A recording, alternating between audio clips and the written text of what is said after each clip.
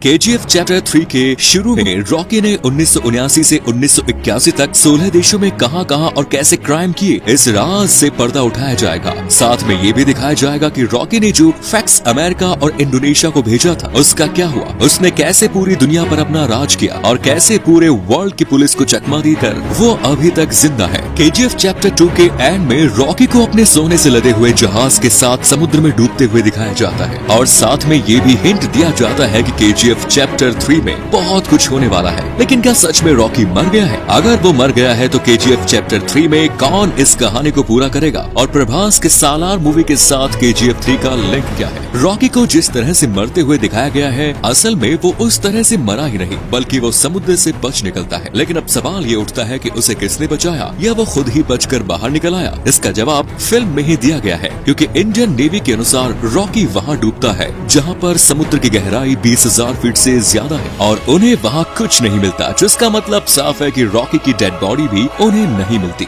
ऐसा अनुमान इसलिए लगाया जा रहा है क्योंकि हमले के टाइम पर अमेरिका और इंडोनेशिया की आर्मी भी वहाँ पर मौजूद थी। तो हो सकता है कि रॉकी उनके हाथ लग गया हो और वो उसे अपने साथ समुद्र से निकाल कर ले गए हो। अब थोड़े से स्टोरी के फ्लैशबैक में जाए तो याद कीजिए कि कैसे मूवी के एंड में रॉकी इंडियन, अमेरिकन और इंडोनेशियन गवर्नमेंट को एक फैक्स भेजता है, जिसके बाद उसके पीछे इंटरनेशनल पुलिस पड़ जाती है। लेकिन उसने ऐसा क्यों किया, इस सस्पेंस को मूवी में रिवील नहीं किया गया है। लेकिन इसके बाद इंडियन आर्मी रॉकी के जहाज पर अटैक कर देती है, जिसमें रॉकी को मरते हुए दिखाया गया है। रॉकी के डूबने के बाद एक इम्पोर्टेंट लिंक मूवी के एंड में दिखाया गया है, जिसमें यूएसए की CIA की फाइल को मेज पर पड़े हुए दिखाया जाता है। इसमें अमेरिकन रॉकी को सबसे बड़ा क्रिमिनल बताते हैं। अमेरिकन और इंडोनेशियन गवर्नमेंट रॉकी के पीछे क्यों पड़े थे, इस बात को भी मूवी में दिखाया गया था। असल में रॉकी ने 1979 से 1981 तक 3 सालों में 16 देशों में जमकर क्राइम किए। लेकिन इसके बाद क्या हुआ ये नहीं बताया जाता, जिसका सीधा मतलब KGF चैप्टर 3 की कहानी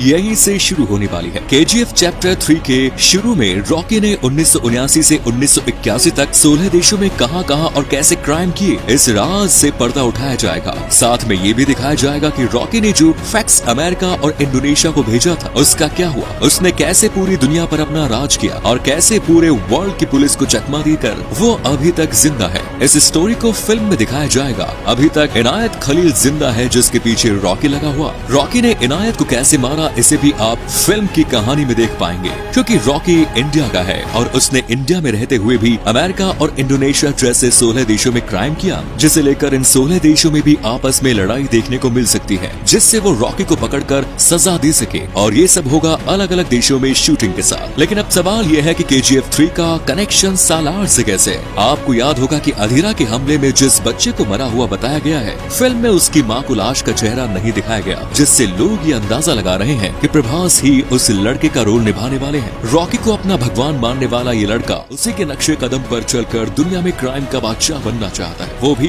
रॉकी की तरह दुनिया पर राज करना चाहता है। ऐसा इसलिए भी है क्योंकि दोनों फिल्मों के डायरेक्टर प्रशांत ही है। दोनों फिल्मों में बहुत कुछ एक जैसा देखने को मिल रहा है, जिसके बाद ये भी संभव है कि रॉकी के कुछ सीन सालार में देखने को मिलेंगे और सालार का कनेक्शन KGF 3 के साथ देखने को मिल सकता है। इतना ही नहीं, जिस लड़के को अधीरा ने मारा था उसकी मां का रोल भी सालार वही औरत कर रही है, जिससे ये हिंट मिलता है कि KGF 3 और सालार मूवी की बहुत बड़ा कनेक्शन है।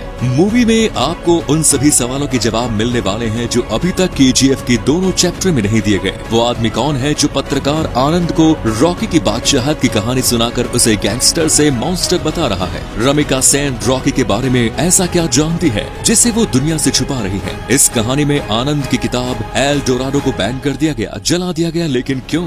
जब KGF सिटी पूरी तरह से जमींदोज हो चुकी है तो फिर रमिका सेन ने फिर कहां सेना से हमला क्यों करवाया? क्या रमिका सेन भी रॉकी से कहीं न कहीं मिली हुई है? समंदर में जब रॉकी और उसका सारा सोना डूब रहा था, तब उस टाइम वहाँ इंडोनेशिया और अमेरिका वाले क्या कर रहे थे? रॉकी अमेरिकी जांच एजेंसी CIA के निशाने पर कैसे और कब आया? इन सब सवालों का जवाब है KGF चैप्टर 3। आप हमें कमेंट बॉक्स में जरूर बताएं आखिर क्या होगा रॉकी का।